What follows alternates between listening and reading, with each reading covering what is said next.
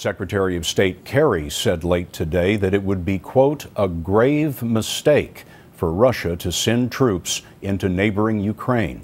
Last weekend, the Ukrainian president was toppled by violent protests. Today, Russia unexpectedly mobilized troops near the border in what it calls a training exercise. Clarissa Ward is in the Ukrainian capital, Kiev.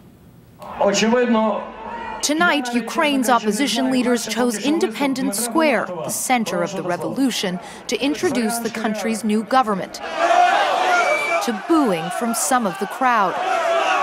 Parliament must ratify the new ministers tomorrow, but for some, there were too many familiar faces on stage. Katerina is a 27-year-old teacher. People are angry, especially these days, people are very angry. Ukraine's ousted president, Viktor Yanukovych, fled the capital 5 days ago, following a week of violence in which 80 protesters were killed. Now the country is trying to move forward, but it won't be easy. Ukraine is almost bankrupt. It needs $35 billion over the next 2 years. So far, Russia has refused to recognize the country's new leaders. And President Putin's decision to put Russian troops on Ukraine's border has raised fears that Russia will try to intervene in Ukraine's politics.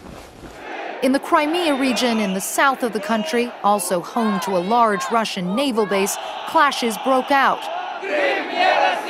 Crimea is not Russia, one group chanted. At least one protester was killed.